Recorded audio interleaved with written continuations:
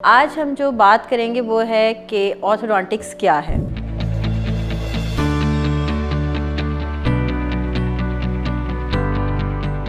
अस्सलाम वालेकुम, I am doctor Fariya Bukhari. I have done my fellowship in orthodontics. I'm working as a professor in University College of Dentistry, University of Lahore. Basically, orthodontics जो है ये एक treatment है जो कि जॉज और टीथ की इरेगुलरिटीज़ को ठीक करता है। इसमें अगर आपका बच्चा 8 या 9 साल का है और आपको लग रहा है कि आपका बच्चा जो है उसके दांत थोड़े टेढ़े हैं, तो you must visit a orthodontist.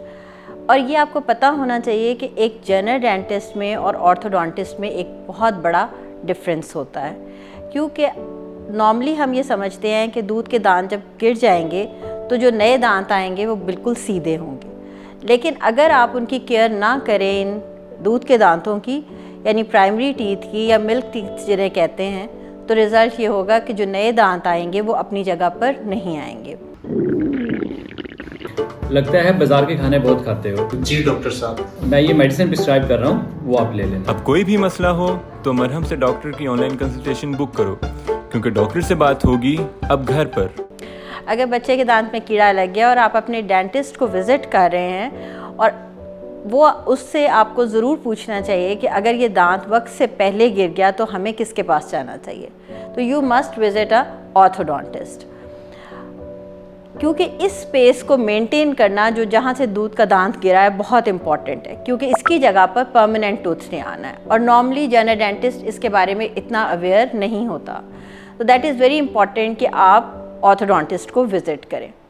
Second, वो पेशेंट्स जहाँ पे आपको ये ऐसा लगे अपने बच्चे में कि उसके जॉ की ग्रोथ प्रॉपर नहीं है, या तो उसका जॉ यानी उसका जबड़ा ऊपर का या नीचे का बहुत बड़ा या बहुत छोटा है, तो immediately you should visit a orthodontist. ये भी जनरल कैटेगरी में नहीं आता। आपको ये पता होना चाहिए कि ये काम सिर्फ़ और सिर्फ चूँकि ये ऑर्थोडोंटिस्ट का है, और आप उसको विज़िट करें ताकि वो बताए कि कोई स्पेशल अप्लाइंसेस लगा के वो जॉ की ग्रोथ को या तो रोक दे या उसको एनहांस करे। This is also in the domain of orthodontist. उसके बाद हम बात करते हैं कि एडल्ट पेशेंट्स के अंदर जो कि बड़े बच्चे होंगे, जिसको हम 14 इयर्स के बाद के बच्चों की बात करते हैं, जहाँ पर इरेगुलरिटीज़ ऑफ टीथ होते हैं, या तो दांत ऊपर वाले बहुत आपको बाहर नज़र आ रहे होते हैं या टेढ़े मेढ़े नज़र आ रहे होते हैं। और इसमें भी दिस इज़ इम्पॉर्टेंट कि आप ऑर्थोडोंटिस्ट ही को विज़िट करें, जो कि आपके दांतों की अलाइनमेंट के लिए बहुत इम्पॉर्टेंट है। मैं ऑलरेडी आपको 2 कैटेगरीज़ के बारे में बता चुकी हूँ। तीसरी कैटेगरी वो है जब पेशेंट एडल्ट हो चुका है, तो ना तो हम उसकी जॉ की ग्रोथ कर सकते हैं और ना ही हम दांतों को सीधा करके चीज़ों को ठीक कर सकते हैं। दिस इज़ इम्पॉर्टेंट कि फिर ये पेशेंट जो है वो सर्जरी की तरफ चले जाएंगे।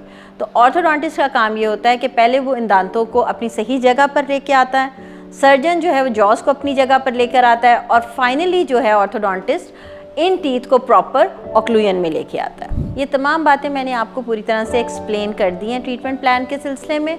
अगर आप में से कोई इस चीज़ के बारे में मज़ीद कुछ पूछना चाहता है तो आप कमेंट सेक्शन में मुझसे पूछ सकते हैं, और उसके अलावा अगर आप अपॉइंटमेंट लेना चाहते हैं तो आप मरहम के थ्रू जो है वो अपॉइंटमेंट भी ले सकते हैं।